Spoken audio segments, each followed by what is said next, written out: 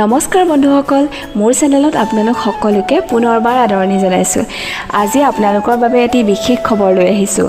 যোৱা 5 নৱেম্বৰ তাৰিখৰ পৰা অসম প্ৰকাশন পৰিষদ আৰু সদৌ অসম পুথি প্ৰকাশক আৰু বিক্ৰেতা সংস্থাৰ উদ্যোগত আৰম্ভ হৈ থকা অসম গ্ৰন্থমেলা সম্পৰ্কে কিছু কথা জনাবলৈ আহিছোঁ। অসম গ্ৰন্থমেলা যোৱা 5 নৱেম্বৰৰ পৰা 11 নৱেম্বৰলৈকে অনুষ্ঠিত হ'ব। এই মেলা অসম প্ৰকাশন পৰিষদৰ তৰফৰ পৰা অনুষ্ঠিত কৰা হৈছে আৰু ইয়াৰ লগত আছে সদৌ অসম পুথি প্ৰকাশক আৰু বিক্ৰেতা সংস্থা।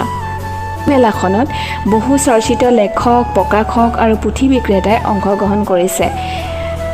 গ্ৰন্থমেলাখনত বিভিন্ন প্ৰকাশনী সংস্থাই অংশগ্ৰহণ কৰিছে আৰু সৰ্বশ্ৰেষ্ঠ গ্ৰন্থসমূহৰ এক বৃহৎ সমাহাৰ উপস্থাপন কৰিছে।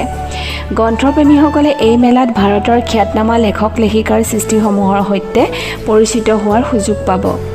এই গ্ৰন্থমেলাত কেৱল পুথি বিক্ৰী আৰু প্ৰদৰ্শন নহয়, বিভিন্ন আলোচনা চক্ৰ, সাহিত্যিক অনুষ্ঠান, ভালেকেইখন স্কুল কলেজৰ দ্বাৰা প্ৰদৰ্শিত বিভিন্ন সাংস্কৃতিক কাৰ্যসূচী, লেখক আলোকৰ লগত মুখামুখি পৰিসৰ আৰু শিশুৰ বাবে আয়োজন কৰা কাৰ্যসূচী আদি থাকিব, যিয়ে গ্ৰন্থমেলাক অধিক জীৱন্ত কৰিব। আপোনালোকেও এই গ্ৰন্থমেলাখনলৈ আহিব পাৰিব আৰু অসমীয়া সাহিত্যৰ লগত সম্পৰ্কিত বহু নতুন আৰু চিনাকি পুথি চাব পাৰিব।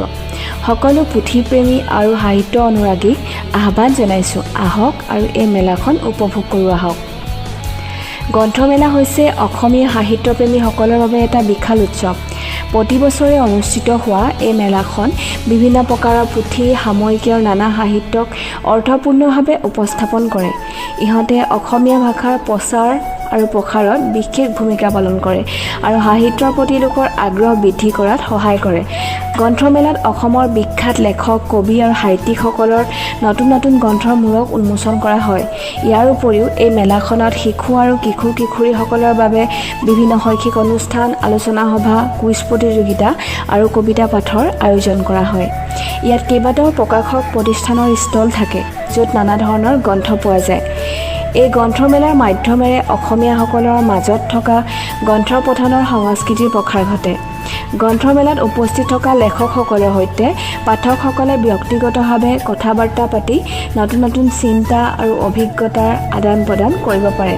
সেইবাবে গ্ৰন্থমেলা সকলো সাহিত্যপ্ৰেমীৰ বাবে এটা অসাধাৰণ অনুষ্ঠান আৰু ই অসমীয়া সাহিত্যৰ অনন্ত প্ৰকৃতিৰ এক প্ৰতীক। আজিলৈ ভিডিঅ'টি ইমানতে শেষ কৰিছোঁ। পুনৰ এটি নতুন ভিডিঅ'ত লগ পোৱাৰ আশাৰে ধন্যবাদ।